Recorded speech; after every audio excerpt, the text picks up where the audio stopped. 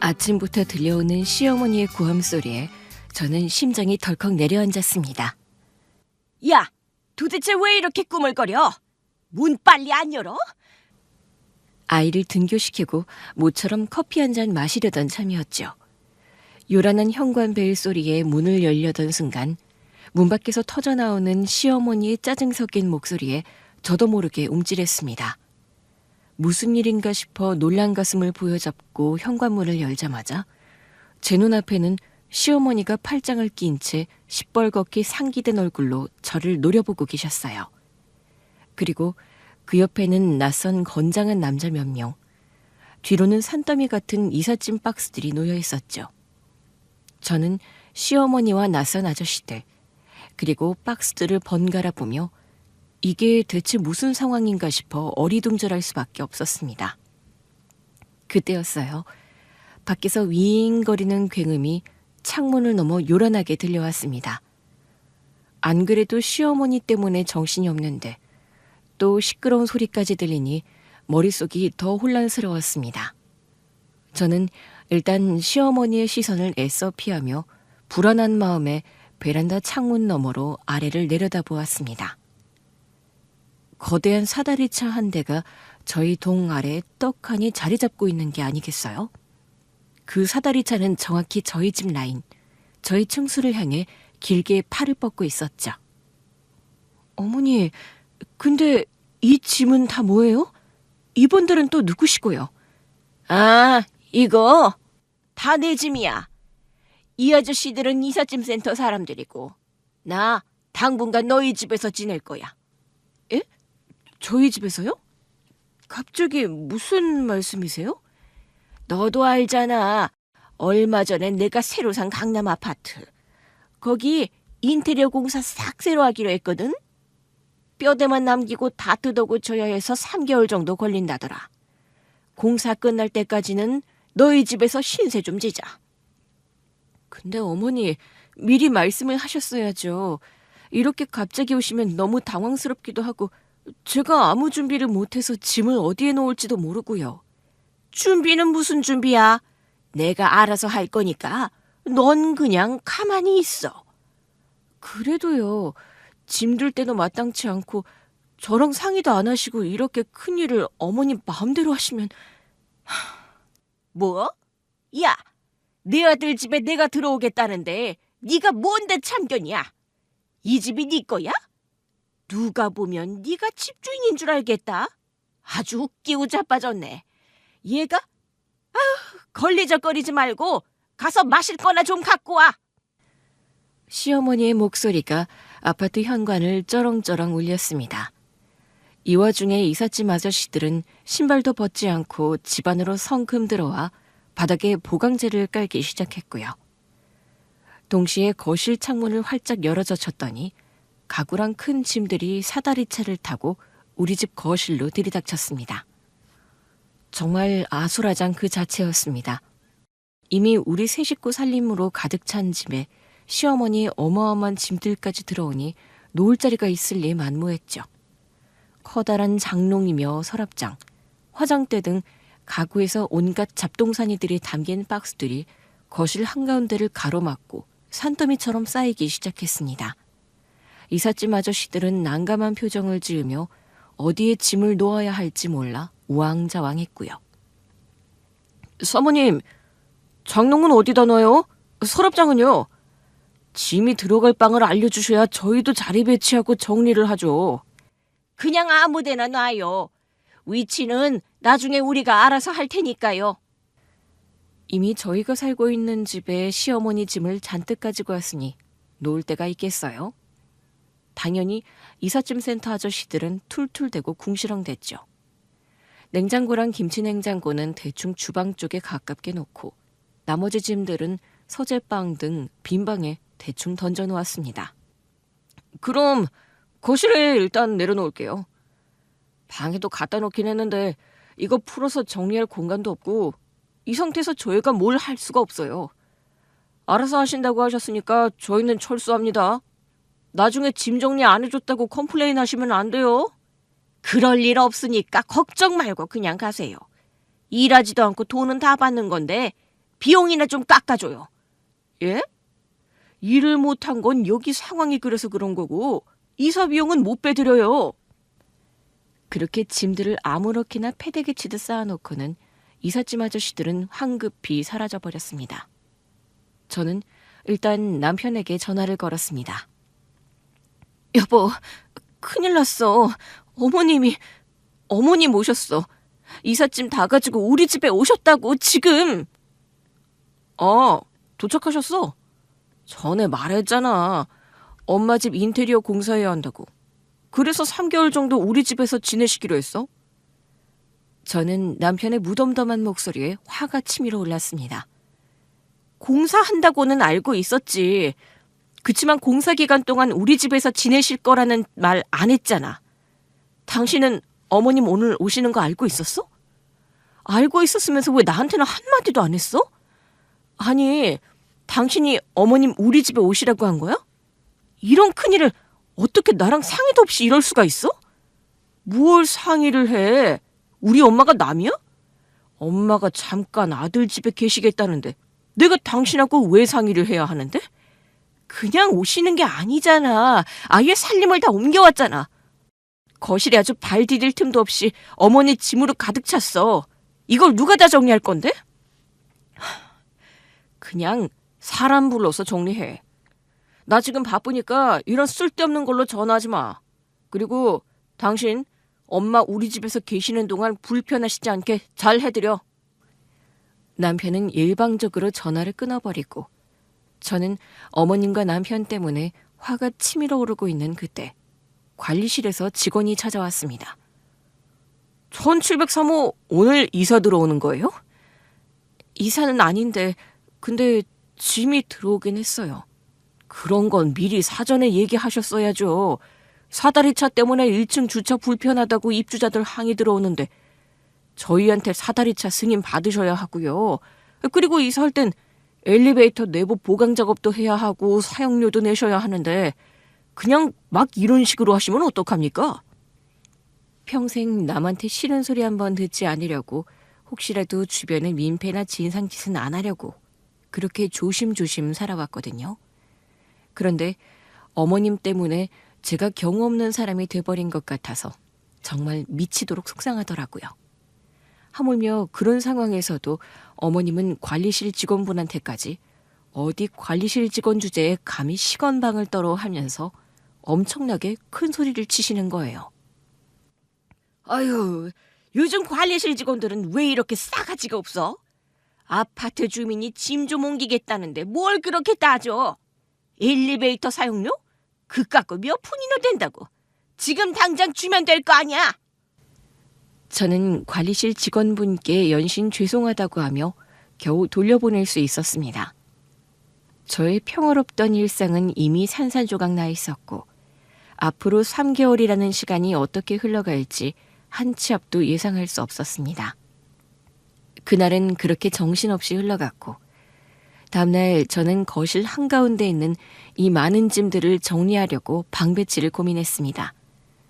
일단 어머님을 설득해서 공사 끝나면 새로 가구를 사드리겠다 설득해서 어머님 가구를 다 버릴 생각을 했습니다.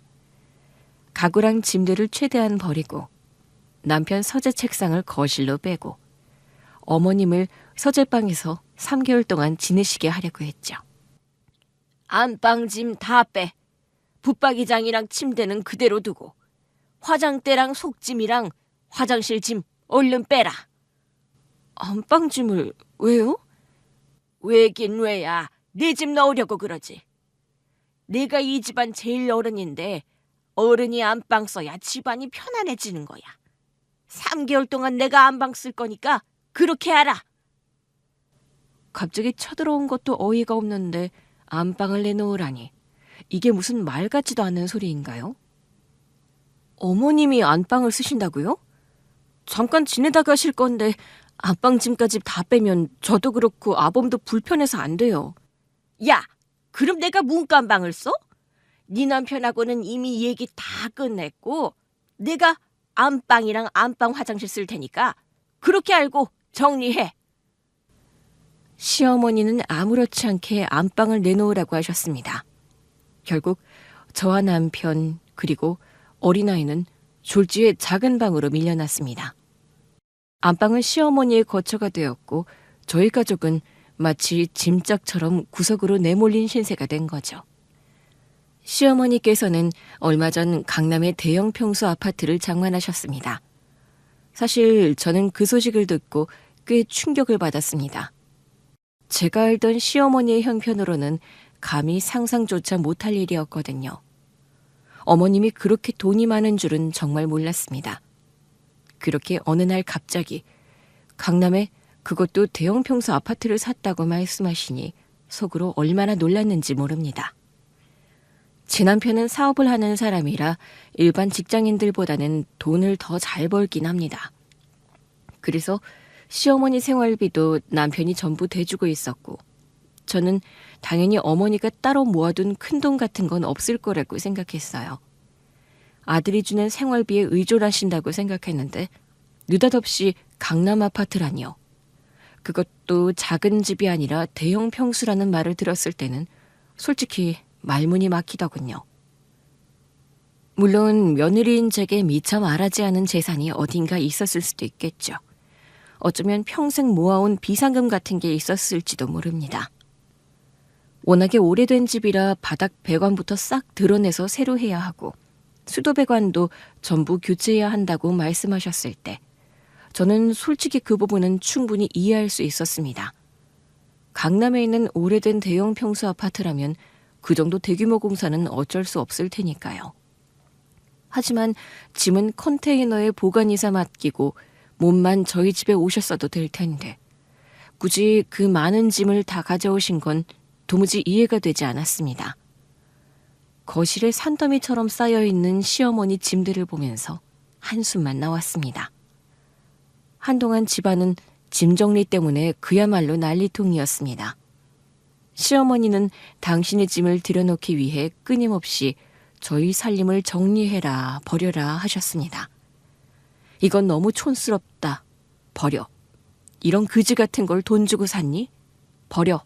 라는 말씀이 하루에도 몇 번씩 터져 나왔습니다. 그때마다 제 손때 묻은 살림살이들이 하나 둘 쓰레기 봉투에 담겨 나갔습니다. 제가 신혼 때부터 쓰던 그릇, 몇 년 동안 정성껏 아껴온 소품들, 아이 물건까지도 시어머니의 눈에는 모두 쓸모없는 것으로 보였던 겁니다. 일주일 정도가 지나서야 겨우 짐 정리가 끝났습니다. 하지만 그 순간에도 안도감보다는 깊은 허무함이 밀려왔습니다. 집은 분명히 정리가 되었는데 제 손으로 꾸며온 집은 사라지고 시어머니의 짐과 취향으로 가득한 전혀 다른 집이 되어 있었습니다. 문제는 여기서 끝이 아니었습니다. 집안의 살림 주도권이 하루아침에 시어머니에게 넘어가 버린 겁니다. 사공이 많으면 배가 산으로 간다고 어머님이 제 살림살이를 전부 간섭하기 시작하셨습니다. 어머, 얘 좀 봐. 어딜 기계를 돌리고 있어. 설거지는 말이다. 손으로 바득바득 닦아야 기름때까지 싹 씻겨나가는 거야.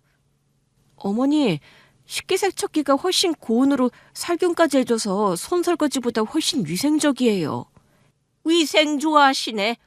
식구 몇 명이라 된다고 꼴랑 그릇 몇 개를 기계에 넣고 돌려? 내가 말이다. 가만 보니까 네가 아주 게을러 터져서는 손가락 하나 까딱을 안 하는구나. 청소는 로봇 청소기가 기어다니고 설거지는 식기세척기가 하고 빨래는 세탁기에 돌려서 건조기에 말리고 그럼 너는 도대체 이 집에서 뭘 하는 건데? 요새 다 식기세척기랑 로봇 청소기 써요. 기계가 좋아서 사람이 하는 것보다 나아요. 됐고 앞으로는 바닥도 손걸레질 해라. 내가 보니까 구석구석마다 먼지가 장난 아니야. 아무렴 기계가 사람보다 낫겠니? 당장 내일부터는 손걸레질로 빡빡 닦아. 그럼 어머니는 왜 세탁기 쓰세요? 옛날 할머니들은 개울가에서 얼음 끼고 손빨래 하셨는데요. 더 좋은 기계가 나오면 마땅히 써야 하는 거 아니에요? 야, 이게 세탁기랑 같아? 어디서 꼬박꼬박 토를 달아? 너 하는 꼬라지 보니까 내가 당분간 이 집에 더 오래 붙어 있어야겠구나. 아주 이참에 니 그 버르장머리 없는 말본새며 살림살이 내가 아주 싹 다 뜯어고쳐 줄 테니 각오해. 저는 너무 억울해서 목구멍까지 말이 차올랐지만 결국 아무 말도 못했어요. 반박해봤자 어머니 목소리만 더 커질 게 뻔했고 제가 아무리 이치에 맞게 설명해도 결국 게으른 며느리라는 딱지만 붙을 것 같았거든요. 그래서 그냥 입술을 꽉 깨물고 그 자리에 꼼짝없이 서 있을 수밖에 없었답니다. 진짜 속이 답답해서 미칠 것 같았어요. 그날 이후로 식기세척기는 주방 한쪽에서 전원 한번 못 켜보고 방치되어 있고요. 로봇 청소기도 꼼짝도 않고 제자리에서 잠자고 있어요. 매일매일 걸레 들고 무릎 꿇고 바닥을 박박 문지르는데 걸레는 세탁기 돌리지 말라고 하셔서 손가락 마디마디가 욱신대는데 진짜 너무 괴롭더군요. 사소한 것 하나까지도 제 선택이나 편의는 완전히 무시된 채 오로지 어머니의 규칙만이 이 집안의 기준이 되어버렸답니다. 여보, 어머니 좀 어떻게 해봐. 나 진짜 너무 스트레스 받아. 아휴, 잠깐 계시는 건데 그걸 못 참고 맨날 징징대냐? 야, 평생 시어머니 모시고 사는 여자들도 많아. 평생 같이 살면 차라리 싸워서라도 나 하고 싶은 대로 하거나 서로 맞춰서 살겠지. 잠깐 와 계시는 거라서 나도 하고 싶은 말 참고 있는 거라고. 당신이 어머님한테 며느리 살림살이 간섭하지 마시라고 좀 말해줘. 엄마가 너보다 살림을 더 오래 하셨고 훨씬 더 잘하시는데? 선배로서 덕담 한마디 해주시는 게 그렇게 못마땅하냐? 하나하나 전부 다 나한테 일러바치고. 이거 우리 엄마 흉보는 거잖아. 나한테 같이 엄마 욕해달라는 거고. 당신 진짜 못됐다. 흉보는 게 아니잖아. 나도 내 방식이 있고 내 살림이 있는 거잖아. 근데 어머님이 정말 사사건건 다 참견하시니까 내가 미쳐버릴 것 같다고. 하다못해 식기세척기도 못 쓰게 한다니까? 진짜 답도 없다. 야, 엄마 계시는 동안만 잠깐 안 쓰면 안 돼? 꼭 그렇게 우리 엄마를 이겨먹어야만 직성이 풀리겠냐고. 생각해봐. 식기세척기 그거 한참 돌아가고 오래 걸려서 답답한 거 맞잖아. 엄마 눈엔 사람 손으로 슥슥 하면 금방 할 걸 그걸 기다리고 앉았으니 얼마나 답답했으면 한 소리 하셨겠냐고. 꼴랑 3개월이야. 금방 지나가. 그냥 엄마가 말하면 네 알겠습니다 해. 그게 뭐가 그렇게 어려워? 이겨먹겠다는 게 아니라 당신 어머니가 하시는 말씀들이 정말 말이 안 되는 소리니까 이러는 거잖아. 저는 그저 제 방식대로 살림을 지켜내고 싶었던 것뿐인데 남편의 눈에는 제가 시어머니를 이겨먹으려 드는 얄밉고 속 좁은 사람으로만 보였던 겁니다. 제 입에서 무슨 말을 꺼내도 결국 징징거림이나 흉보기로 치부될 뿐이었지요. 살림을 해보신 분들이라면 다 아실 거라 믿어요. 누구나 자기만의 방식이 있고 오랜 시간 쌓아온 습관이 있잖아요. 그런데 시어머님은 제 방식을 인정해주기는커녕 오로지 본인의 방식만을 강요하셨습니다. 그래서 저는 점점 더 큰 스트레스를 받을 수밖에 없었습니다. 예를 들어 수세미만 해도 그렇습니다. 저는 그릇 재질에 따라 다르게 쓰려고 스펀지, 수세미, 수세미만까지 종류별로 준비해뒀습니다. 그런데 시어머님은 수세미는 무조건 초록 수세미가 최고다 하시면서 제가 사다 둔 건 죄다 버리시고 굳이 초록 수세미만 싹 채워놓으셨습니다. 기스나면 안 되는 그릇도 있는데 그런 얘기를 하면 예민하게 굴지 말라며 저를 나무라셨습니다. 세탁도 마찬가지였습니다. 저는 아이 피부 때문에 순한 세제를 쓰고 섬유유연제도 자극 없는 걸 고집했는데 어머님은 향이 강해야 빨래한 티가 난다며 다른 걸 쓰라고 강요하셨습니다. 제 방식은 다 쓸데없는 고집이 되어버리고 어머님의 방식만이 정답처럼 굳어져 갔습니다. 가장 힘들었던 건 음식이었습니다. 제가 만든 음식은 하나같이 맛이 없다며 젓가락도 제대로 안 드셨습니다. 반대로 어머님이 직접 하실 때는 소금을 듬뿍 넣고 간장은 쏟아붓듯이 넣으시고 고춧가루도 아낌없이 퍼부으셨습니다. 다시다에 미원도 잔뜩 넣으시고 짜고 맵고 달게 만드는 게 입에 착착 붙는다고 하셨지만 어린아이가 함께 먹는 집에서 누가 그렇게 음식을 합니까?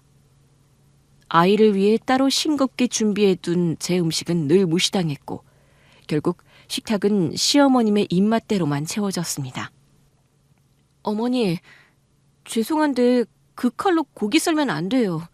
왜? 이 칼이 잘 들던데. 그건 생선용이고요. 이게 고기용이거든요. 아유, 진짜 가지가지 한다. 야, 어차피 다 익히는 건데 아무거나 쓰면 되지. 무슨 칼이 다 달라? 그게 위생상 도마랑 칼은 재료별로 따로 쓰는 게 좋다고 해요. 여기 이게 생선용 도마랑 칼이고 이게 고기용이고 저게 야채용이거든요. 너 지금 나 가르치냐? 평생 살림만 한 사람한테 위생도 모르는 무식한 여편네라는 거야? 네 손으로 키운 자식들 여태 병 한 번 안 걸리고 멀쩡하게 잘 살았다. 요새 젊은 것들은 별 시덥잖은 걸로 유난을 떨어. 어머니, 제가 어머님을 가르치는 게 아니라요. 이렇게 하는 게 더 좋다고 해서 말씀드리는 거예요. 제가 아무리 합리적으로 조심스럽게 설명하려 애써도 결국 돌아오는 것은 건방지게 어른을 가르치려 든다는 비난과 유난 떤다는 비아냥이었습니다. 제가 입을 열 때마다 시어머니는 마치 자기 경험과 지혜가 무시당하는 것처럼 받아들이셨는지 화를 내셨고 대화는 누가 더 오래 살림을 살았나를 겨루는 싸움이 되어버렸습니다.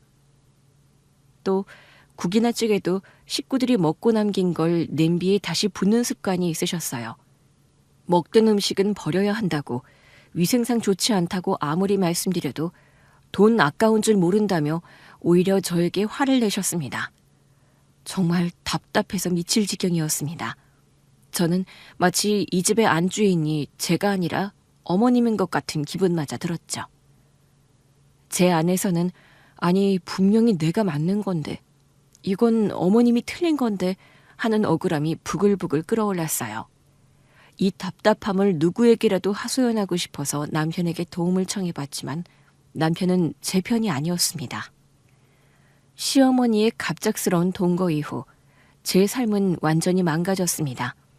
제 집은 더 이상 제 공간이 아니었고 저 역시 이 집의 안주인이 아니라 시어머니의 눈치를 보는 하찮은 며느리에 불과했죠. 하지만 가장 괴로웠던 건 바로 남편의 태도였습니다. 시어머니가 오신 후로 남편은 점점 변해갔습니다. 마치 다른 사람처럼 말이죠. 이전에도 출장이 잦은 편이긴 했지만 시어머니가 오신 뒤로는 그 빈도가 눈에 띄게 늘었습니다. 밤늦게 귀가하는 날이 허다했고 아예 외박하는 날도 잦아졌죠. 처음엔 그저 일이 많아져서 그런가 보다 하고 애써 이해하려고 했습니다. 하지만 제 마음속 깊은 곳에서는 왠지 모를 불안감이 조금씩 싹트고 있었습니다. 어느 날 늦게 들어온 남편의 옷을 정리하다가 낯선 향수 냄새를 맡았습니다. 제가 쓰는 향수도 아니었고 남편이 평소에 뿌리던 향수도 아니었죠. 순간 머릿속에 수많은 질문이 떠올랐습니다. 이 냄새는 뭐지? 누구의 냄새일까? 낯선 향이 왜 남편에게서 나는 건지 불안한 마음을 억누르며 남편에게 조심스럽게 물었습니다. 여보, 요즘 늦게 들어오는 날이 많네? 일이 그렇게 많아? 당신 요즘 피곤해 보이는데 걱정돼서 그래. 일이 많으니까 늦게 들어오지. 당신은 내가 일하는 게 불만이야?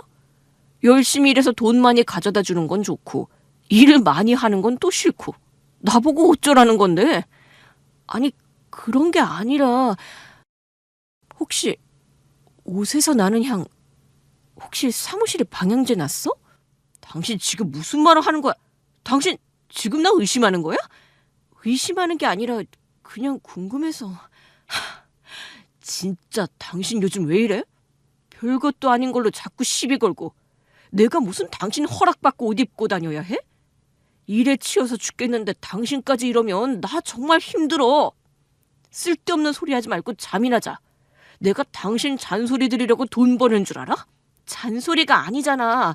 그냥 당신 요새 계속 늦게까지 안 들어오고 이상한 향수 냄새도 나고 하니까 신경 쓰여서 하는 말이라고. 엄마까지 오셔서 당신 예민해진 건 아는데 그렇다고 나한테 화풀이하지 마. 난 당신 비위 맞춰줄 시간 없어. 남편은 제 눈을 쳐다보지도 않고 그렇게 말했습니다. 남편의 싸늘한 태도에 저는 더 이상 아무 말도 할 수 없었습니다.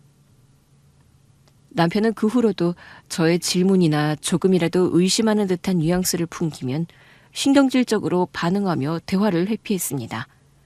저와의 대화를 아예 거부하는 듯한 태도였습니다. 남편의 변화는 저에게만 해당되는 것이 아니었습니다. 아이에게도 무심해졌습니다. 예전에는 퇴근하면 아이와 놀아주려 했었고 주말에는 아이와 함께 시간을 보내는 것을 즐거워하던 사람이었습니다.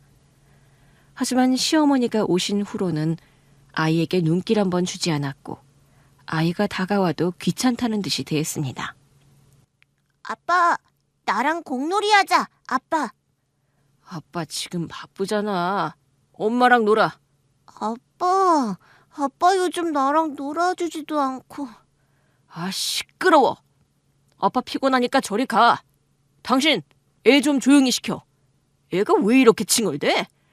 여보, 얘가 아빠랑 놀고 싶어서 그렇잖아. 잠깐만 놀아주면 안 돼? 당신이 놀아줘. 난 밖에서 일하느라 피곤하잖아. 아이 역시 아빠의 달라진 모습에 상처를 받았는지 점점 남편에게 다가가지 않으려 했습니다. 아이의 그림에서 아빠의 모습이 사라지기 시작했습니다. 그걸 보는 제 마음은 찢어지는 듯 아팠습니다. 저는 이런 남편의 변화에 대해 시어머니에게 이야기해봤습니다. 혹시 어머님께서 남편에게 무슨 조언이라도 해주실까 하는 작은 기대감 때문이었죠. 어머니, 요즘 그이가 너무 달라진 것 같아요. 아이한테도 너무 무심하고 저하고는 대화조차 하려고 하지 않아요. 마누라가 살랑살랑 이쁜 짓 해봐라. 남편이 저러겠니? 그게 아니라 밤늦게 들어오고 외박도 잦고 어머니가 무슨 말씀이라도 좀 해주세요. 그래도 잠은 집에서 자야 한다고 자꾸 외박하는 거 습관되면 큰일이잖아요. 나는 밤새워서 일하는 우리 아들이 짠해 죽겠다. 가족들 먹여 살리느라고 애쓰는 애한테 무슨 잔소리를 하라는 거야? 너? 설마 내 아들 의심하는 거니? 아니요. 의심하는 게 아니라 걱정돼서. 걱정은 무슨 걱정? 우리 아들이 얼마나 착하고 성실하는데 니까짓 게 감히 우리 아들을 의심해? 우리 아들은 밖에서 얼마나 고생하는 줄 알아? 그런데 니녀는 집에서 놀면서 남편 바람 피우는 거 아니냐고 의심이나 하고 아주 천벌을 받을 년이야. 너 병원 가봐. 너 이러는 거 의부증이야. 시어머니의 매서운 눈초리 속에서 저는 점점 죄인으로 몰려갔습니다. 마치 제가 무슨 큰 잘못이라도 저지른 사람처럼 말이죠. 남편의 옷에서 나는 낯선 향수 냄새, 잦은 외박, 저와 아이에게 무심한 태도. 이 모든 것이 저의 예민함이나 오해 때문이 아니라 시어머니가 오신 뒤부터 시작된 일이었습니다. 그러던 어느 날 제게 한 줄기 빛 같은 소식이 들려왔어요. 바로 제 유일한 혈육이자 하나뿐인 동생이 미국에서 돌아온다는 것이었죠. 동생은 어릴 때부터 워낙 똑똑하고 야무졌어요. 일찍이 미국으로 유학을 가서 스스로 사업을 일구고 고생고생하다 결국 그곳에서 엄청난 성공을 거뒀습니다. 그런 동생이 저와 제 아이가 보고 싶다며 한국으로 돌아온다는 소식이었어요. 저희 친정 얘기를 조금 하자면요. 제 동생은 어릴 때부터 공부를 참 잘했어요.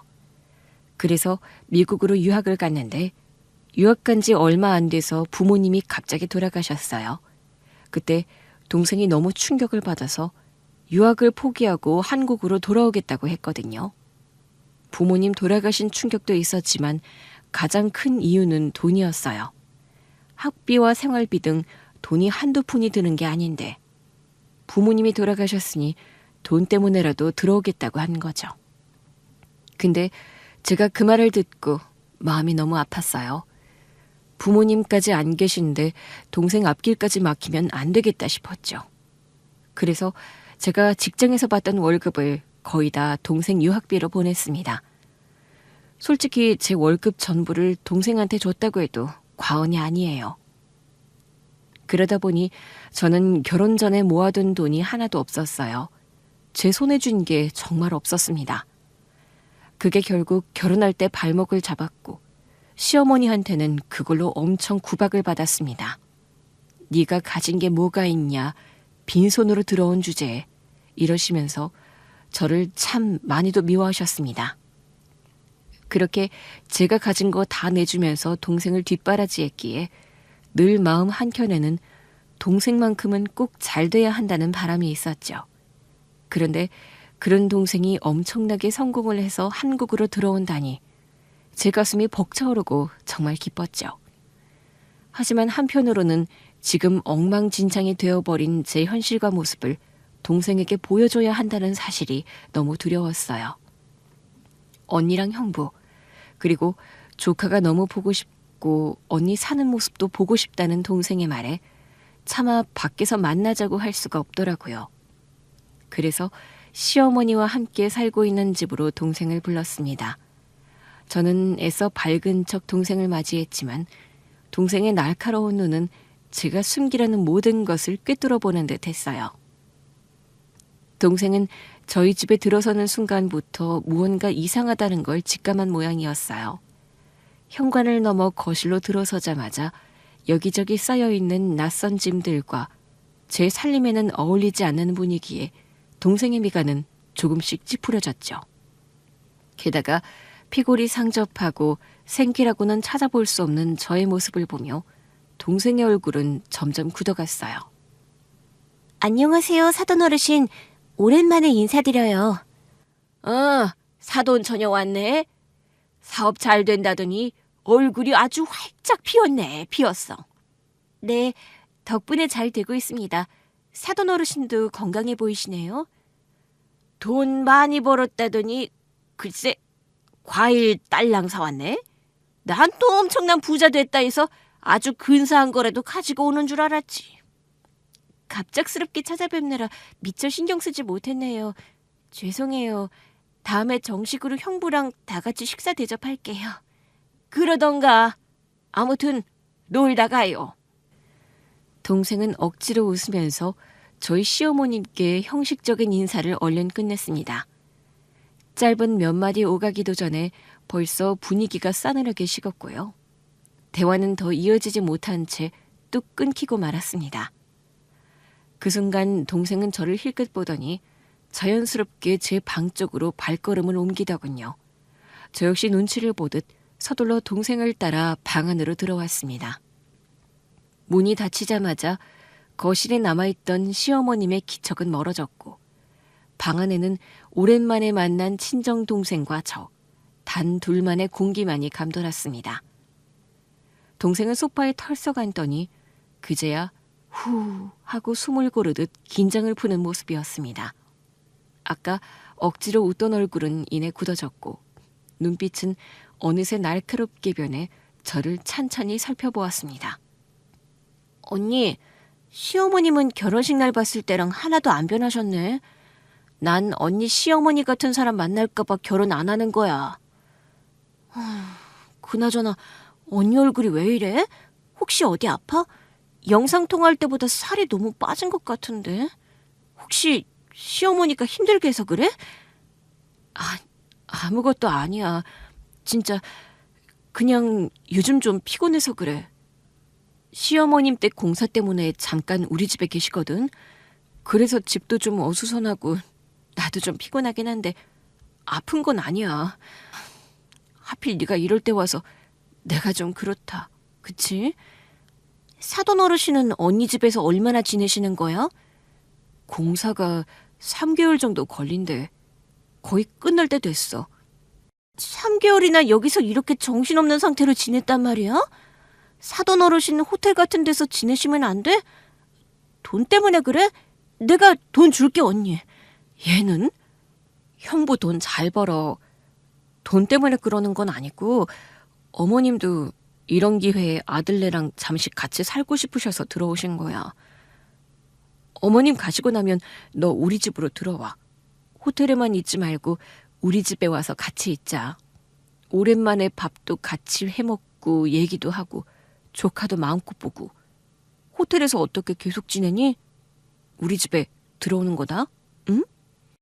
사실 나 이번에 한국 들어온 김에 아파트 하나 살 생각이야.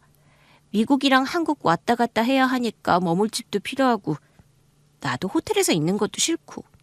그래, 잘 생각했다. 한국에 집 사놓으면 자주 올 거 아니야. 아무튼 어머님 가시고 나면 꼭 우리 집에서 며칠이라도 같이 있는 거다? 그렇게 집에서 동생이랑 짧은 만남을 가진 후 동생이 묵고 있는 호텔로 거의 매일 찾아가서 아주 즐거운 시간을 보냈습니다. 동생이 제 아이를 어찌나 예뻐하는지 사업하느라 결혼 시기를 놓친 동생은 결혼할 마음도 아이를 낳을 마음도 없다고는 하는데 조카만 보면 그냥 물고 빨고 하면서 빨리 시어머님이 나가셨으면 좋겠다고 자기가 우리 집으로 들어와서 조카랑 한 방에서 지낼 거라면서 그때만 기다리고 있었습니다. 근데 3개월이 지나도 시어머님께서 나갈 생각을 안 하시는 거예요. 공사가 아직 안 끝났다. 배관이 뭐가 잘못돼서 공사가 길어진다. 자재가 수급이 안 돼서 더 기다려야 한다면서 계속 저희 집에 계셨습니다. 동생이랑 같이 있고 싶은 제 마음이 너무 간절해서 그랬을까요? 저도 모르게 슬슬 화가 나기 시작했습니다. 어머니 댁 공사 말이야. 얼마나 더 걸린대? 내가 그걸 어떻게 알아? 공사하는 사람들이 알겠지. 평수가 워낙 크니까 할 게 많겠지. 어머님이 빨리 본가로 돌아가셔야 현정이도 미국 돌아가기 전에 우리 집에서 좀 지낼 수 있는데 어머님이 안 가시니 현정이가 오기가 그래서. 처제를? 호텔에서 편하게 잘 지내는데 뭐하러 우리 집으로 불러들여. 처제가 미국 생활한 지 얼마나 오래됐는데 호텔이 더 편할 거야. 괜히 오라고 해서 부담 주지 마. 아니야. 현정이 지금 우리 집에 오고 싶어서 난리도 아니야. 당신이 어머님한테 공사 언제 끝나는지 언제 가실 건지 정확하게 좀 물어봐줘. 엄마가 그걸 어떻게 아냐? 공사라는 게 원래 생각보다 돈은 더 들어가고 길어지는 게 당연한 건데 엄마한테 그걸 물어보면 빨리 가시라는 말밖에 더 돼? 제발 좀 엄마 계실 동안만이라도 아무 말 없이 조용히 좀 있어. 저희 집에 들어오기만을 목이 빠지게 기다리던 동생은 공사가 아직도 안 끝났어? 도대체 무슨 공사를 이렇게 오래 하는 거야? 하면서 화를 내기 시작했어요. 동생이 제 상황을 그렇게 안타까워하고 화를 내주니 저도 모르게 그동안 혼자 사귀던 속사정들을 다 털어놓게 되더라고요. 시어머니의 끝없는 간섭과 시집살이, 남편의 잦은 외박과 늦은 귀가까지 그동안 제 마음을 짓눌렀던 이야기들을 저는 쏟아내듯 동생에게 털어놓았습니다. 동생은 묵묵히 제 말을 다 들어주더니 잠시 생각에 잠긴 듯 고개를 끄덕였습니다. 아휴, 내가 너한테 별걸 다 말한다. 신경 쓰지 마. 참, 너는 집 알아보는 거 어떻게 됐어? 집 사는 게 쉽지가 않네. 뭘 봐야 할지도 모르겠고 어디가 괜찮은지도 감이 안 잡히고. 아, 그러고 보니 언니 시어머님 댁도 강남이라고 했지. 혹시 주소 좀 알려줄 수 있어?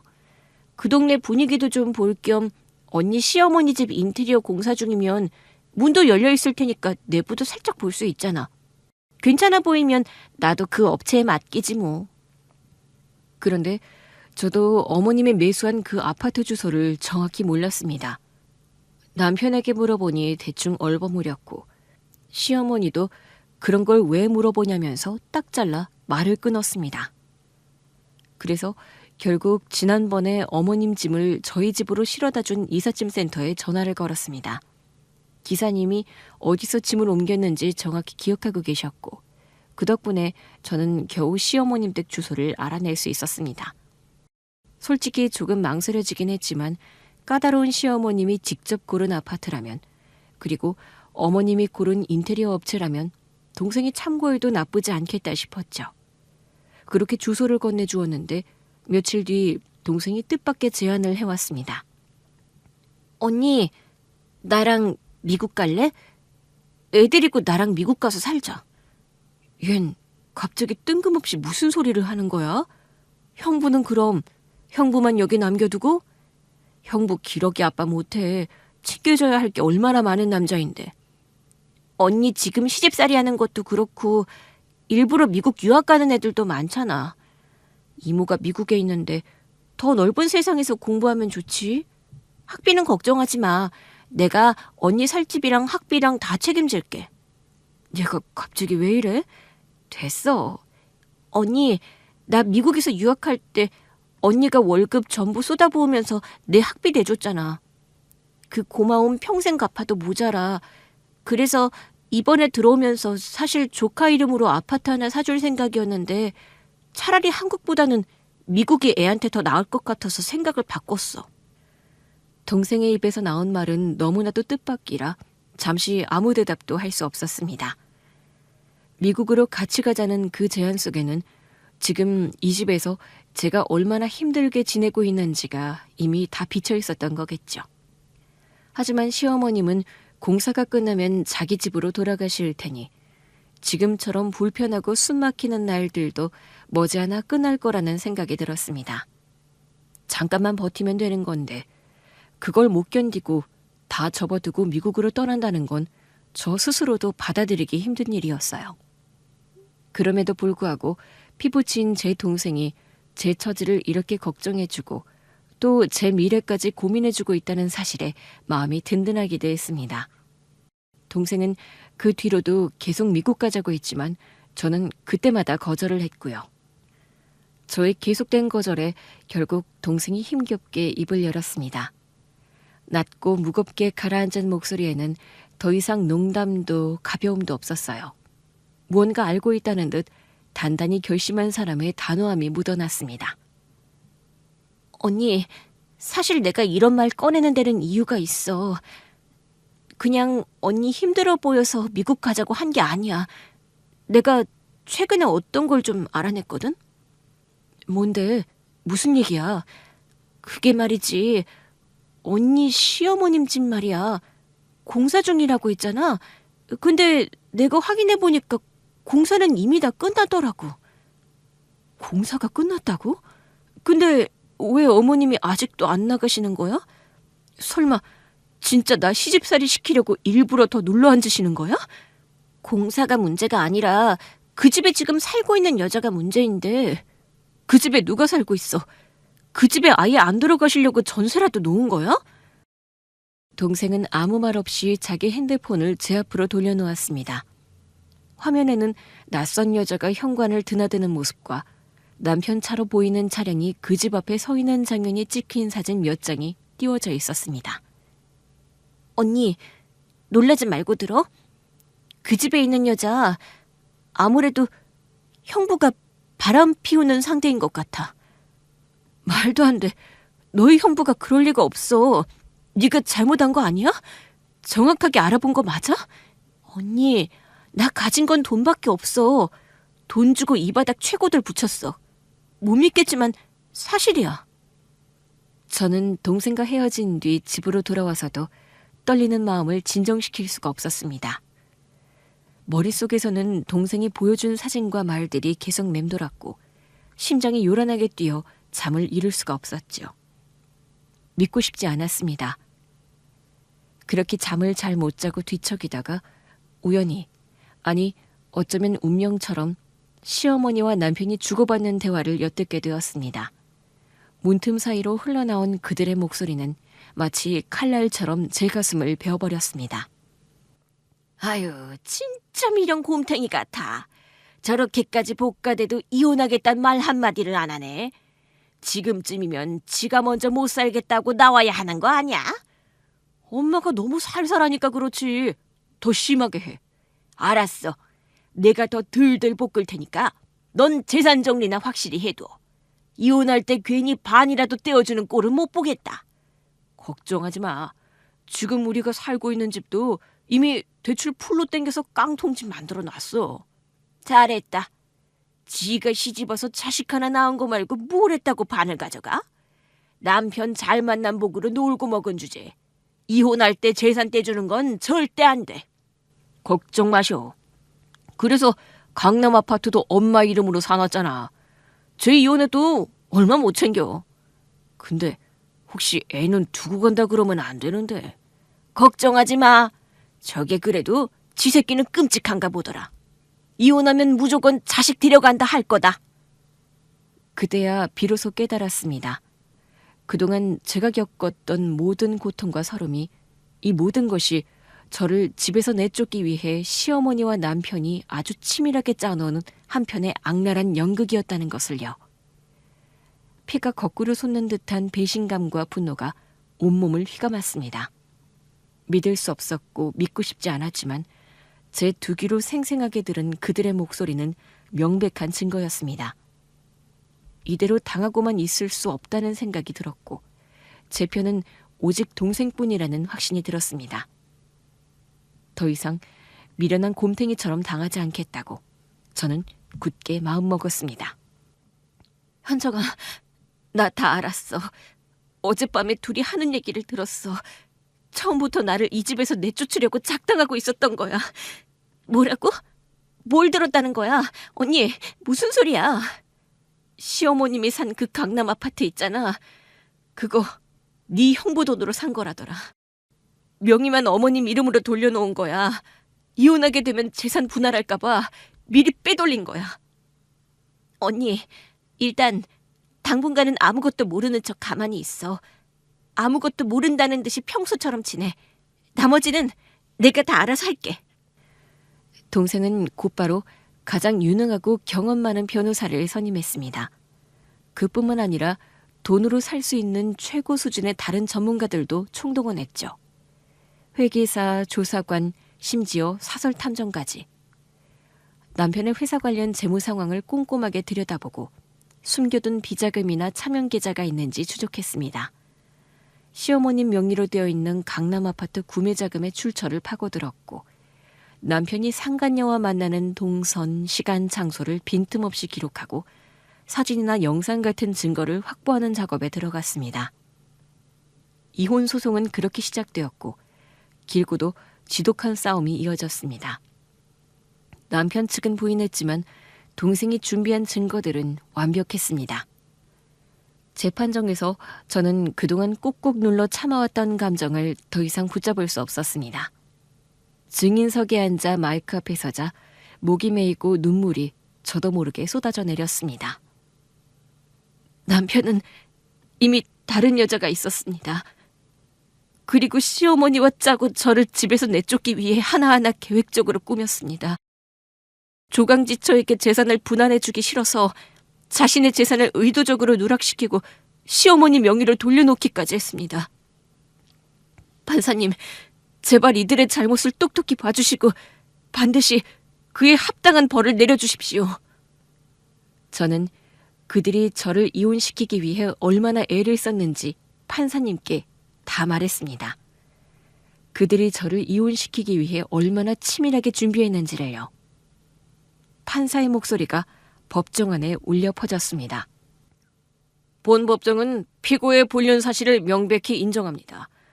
제출된 증거와 진술은 일관되고 구체적이며 피고 스스로 이를 반박하지 못했습니다.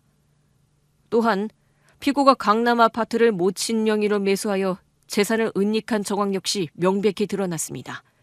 더 나아가 피고가 모친과 함께 원고를 내쫓기 위해 계획적으로 괴롭히고 압박한 정황 또한 충분히 입증되었습니다. 결국 이혼 소송에서 제가 이겼습니다. 법원은 제게 아이의 단독 양육권을 인정했고 위자료와 재산 분할 또한 최대한의 금액으로 보장해 주었죠. 남편이 시어머니 명의로 돌려놓으며 숨기려 했던 재산까지 모두 드러나 그 어떤 것도 피하지 못했습니다. 제가 당한 모욕과 고통에 비하면 결코 충분하다고 할 수 없지만 법이 제 편을 들어주고 정의가 바로 섰다는 사실만으로도 제 가슴은 벅찼어요. 그리고 남편은 불륜 사실이 드러나자 순식간에 사회적으로 매장되었습니다. 평소 남편을 두둔하고 따르던 지인들조차 등을 돌리더군요. 사업상 파트너들도 하나둘 연락을 끊었고 함께 어울리던 사람들도 그와 거리를 두기 시작했습니다. 시어머니 역시 다르지 않았습니다. 아들과 짜고 며느리를 괴롭힌 사실이 세상에 알려지면서 동네 사람들로부터 따가운 시선을 받았죠. 언니, 이제 끝났어. 나랑 같이 미국 가자. 언니랑 조카 내가 다 책임질게. 처음엔 망설였습니다. 낯선 땅에서 아이와 새로 시작한다는 게 두려웠으니까요. 하지만 한국은 시어머니와 남편이 남긴 지옥 같은 기억만이 가득했으니까요. 반대로 미국에는 든든한 동생이 있었습니다. 무엇보다 아이에게 더 넓은 세상과 자유로운 미래를 열어주고 싶었고요. 결국 저는 모든 것을 내려놓고 용기를 냈습니다. 그렇게 굳게 마음 먹고 아이 손을 꼭 잡은 채 든든한 동생과 함께 미국행 비행기에 몸을 실었죠. 처음 경험하는 미국에서의 삶은 물론 낯설고 새로운 것 투성이었지만 이전에 느껴보지 못했던 깊은 자유로움을 안겨주었습니다. 이제는 동생이 저와 아이를 위해 따뜻하게 마련해준 새로운 보금자리에서 하루하루를 살아가고 있습니다. 그동안 느껴야 했던 누구의 눈치도 더는 보지 않아도 되고요. 억울하고 답답한 마음을 애써 삼킬 필요도 없어졌죠. 그저 오롯이 제 방식대로 집을 꾸미고 아이와 실컷 웃으며 맛있는 밥을 먹고 저녁에는 나란히 잠드는 너무나 평범한 일상이 이어지고 있답니다. 사실 이 평범함이야말로 제가 받은 가장 소중하고 큰 선물이라고 생각합니다. 앞으로도 이 소중한 일상을 잃지 않도록 두 팔 걷어붙이고 꼭 지켜내겠습니다. 들어주셔서 감사합니다.